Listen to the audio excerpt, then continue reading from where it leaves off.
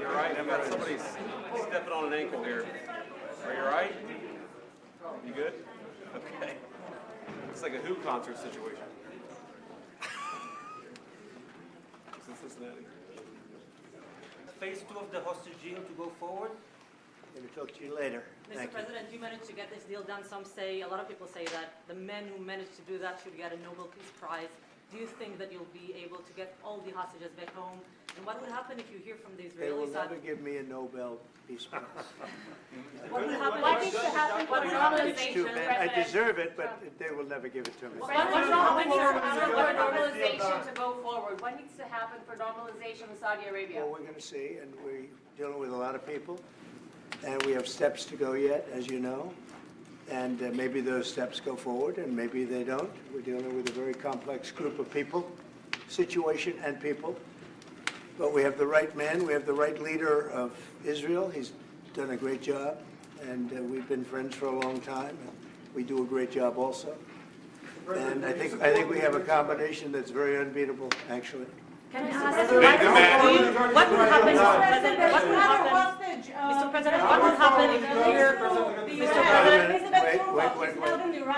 Where is that person? Where's that person coming from? Come on. Yeah, Go, you Mr. go. President, what would happen if you'll hear from the Israeli side today that they're not willing to go through with the deal to get all the hostages back home and finish the war? We'll see what happens. Whatever happens, we'll be prepared to handle the situation. Are the Saudis demanding a Palestinian state? Mr. President, Are the Saudis demanding a Palestinian state? No, they're not. No. are they demanding a path towards a Palestinian state or any other recognition of that Everybody's sort? demanding one thing. You know what it is? Peace. We want peace. We want people to stop being killed. Everybody's demanding one thing. Very simple, peace.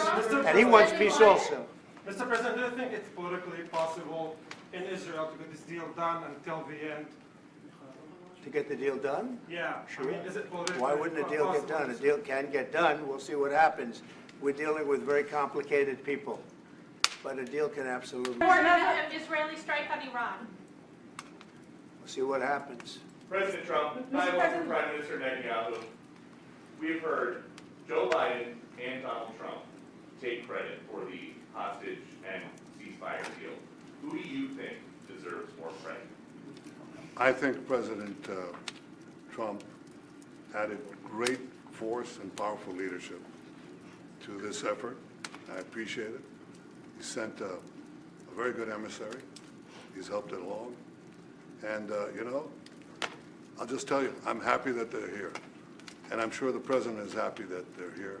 And I would think that's about enough. Prime Minister, what about Elizabeth Surkov, the Israeli hostage held in Iraq? What about the Israeli press taking a press conference in Israel and not in Washington? We would love to take a press conference in Israel to interview you, Prime Minister Netanyahu. If we could ask a few more questions. Prime Minister Netanyahu, do you support going forward with this deal and getting all the hostages out? I support getting all the hostages out and meeting all our war goals that include destroying Hamas's military and governing capabilities and making sure that Gaza never poses a threat to Israel again. Are you willing? All three. Are you willing And to those agree? Are you things willing can to go agree? together? Are you willing Can you to agree promise to the Trump's families vision that you to do bring everything all- to get the hostages out? I think wait, that I should one at talk a to time. President One at a Trump, time. So okay? I'll ask, do you agree with Trump's vision of getting all the hostages back home, even if it means to end the war?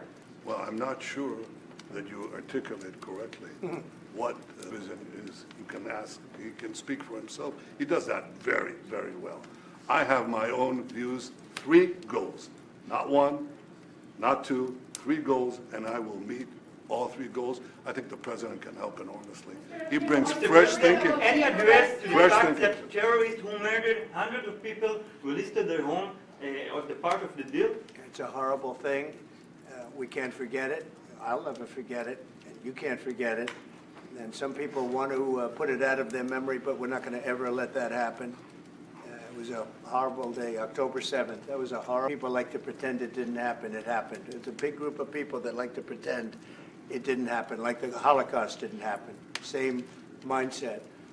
And now we're going to we're going to get this thing wrapped up, and we're going to get it done. We're also dealing, I think, very successfully with Russia, Ukraine. We're going to hopefully get that one done at some point in the not-too-distant future. That's a complex problem also.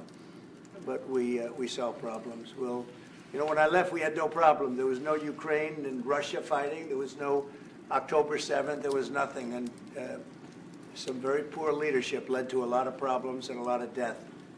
And it's a shame, but we'll put it out. We'll put out the fires. We have a lot of fires, but we'll put them out. Mr. President, why do you still support a Palestinian state like the peace plan you presented in January 2020? Is this plan still on the table? Well, a lot of plans change with time, and a lot of death has occurred, left and now came back. This death occurred not while I was here, but while somebody else was here. It shouldn't have happened. They shouldn't have allowed it to happen. It would have never happened, and that includes Russia, Ukraine would have never happened. Not even a little bit, not even a chance. But now we are faced with a situation that's different, in some ways better and in some ways worse. But we're faced with a very complex and difficult situation, but we'll solve the problem. What other country do you get refugees get from Gaza, out of Gaza? If not Jordan, Egypt, what other countries you think might accept Palestinians from Gaza? Well, I think Jordan and Egypt will, I know they've spoken about it with you, and they say they're not going to accept. I say they will. But I think other countries will accept also. I think that Gaza maybe is a demolition site right now. If you look at Gaza, it's all, I mean, there's hardly a building standing, and the ones that are going to collapse. You can't live in Gaza right now, and I think we need another location. I think it should be a location that's going to make people happy. Over the decades, it's all death in Gaza. This has been happening for years. It's all death. If we can get a beautiful area to resettle people permanently in nice homes and where they can be happy and not be shot, not be killed, not be knifed to death like what's happening in Gaza. And right now you have in Gaza a very dangerous situation in terms of explosives all over the place, in terms of tunnels that nobody knows who's in the tunnel. The whole thing is a mess. And I think that if we can resettle, and I believe we can do it in areas where the leaders currently say no. I mean, I've been saying that with Mexico, having to do with the border and all of the things, and you saw what happened, 10,000 soldiers, and they're going to do a good job. I really believe that, and I believe Canada is going to do a good job also. They said the same thing, and then they did something much different than what you were hearing. This is a very, very difficult situation, but we're going to get it solved. I don't think people should be going back to Gaza. I think that Gaza has been very unlucky for them. They've lived like hell. They lived like you're living in hell. Gaza is not a place for people to be living. And the only reason they want to go back, and I believe this strongly, is because they have no alternative. What's the alternative? Go where? There's no other alternative. If they had an alternative, they'd much rather not go back to Gaza and live in a beautiful alternative that's safe. Mr. President,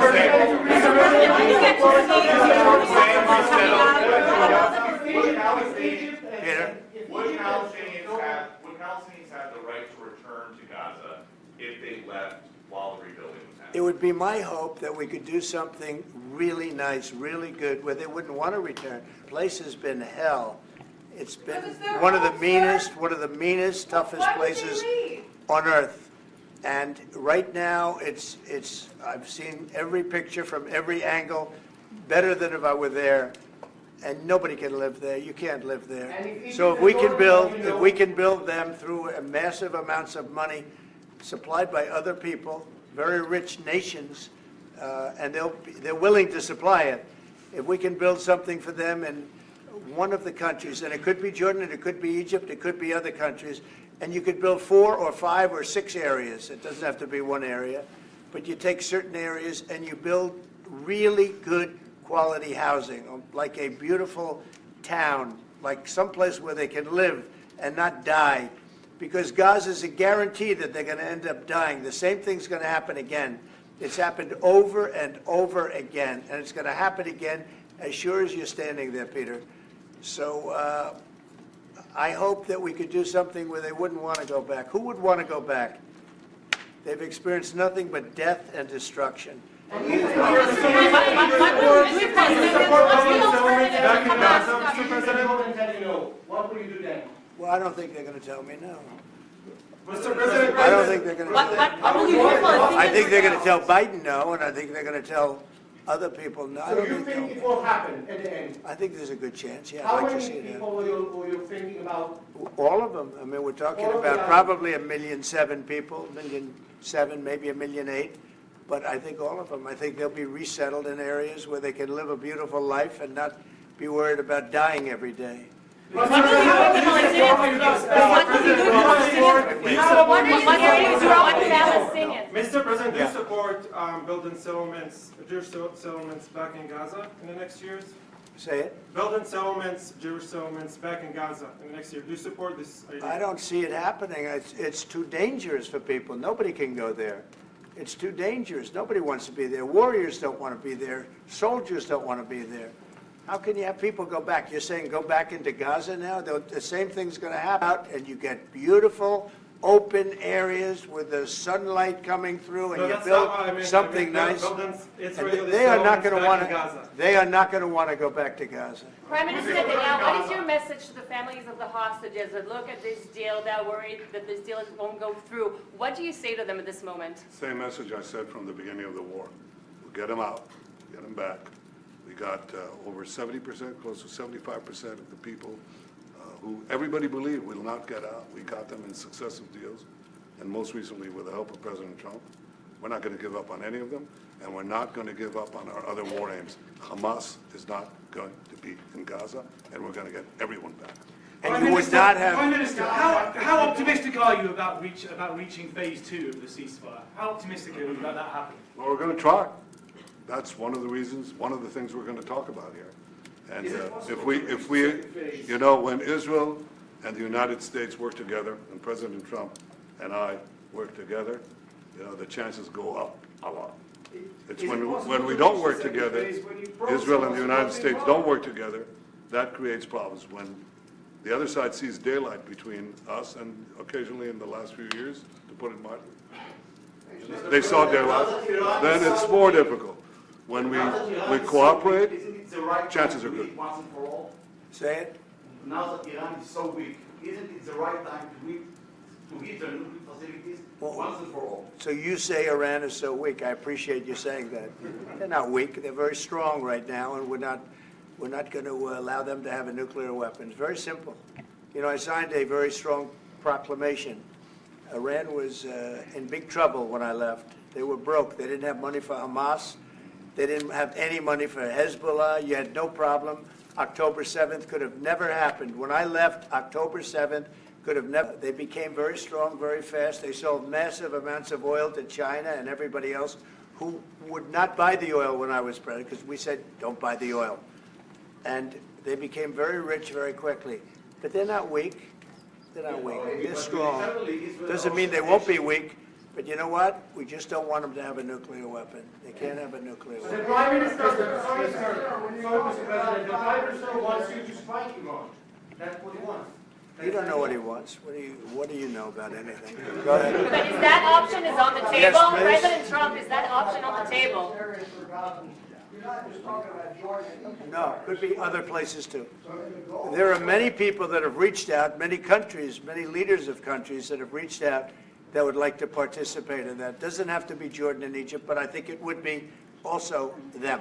Mr. President, your relationship with Mr. Netanyahu knew ups and downs. How do you describe it right No, now? I think it's mostly ups. Mr. President, what about the Palestinian Authority? Shouldn't rule Gaza because Gaza will be empty? What?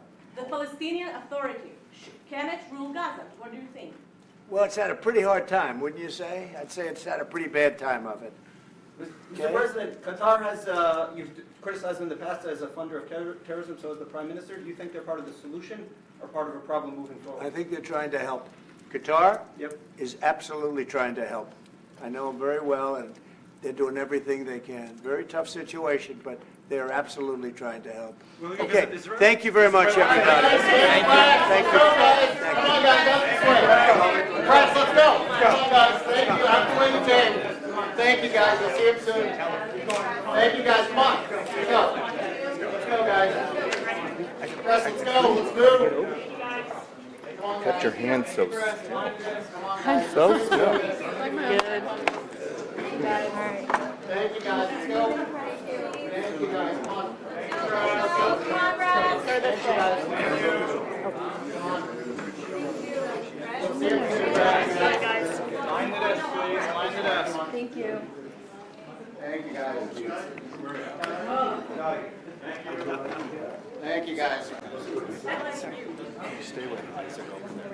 All right, guys, let's go. Come on. Let's go.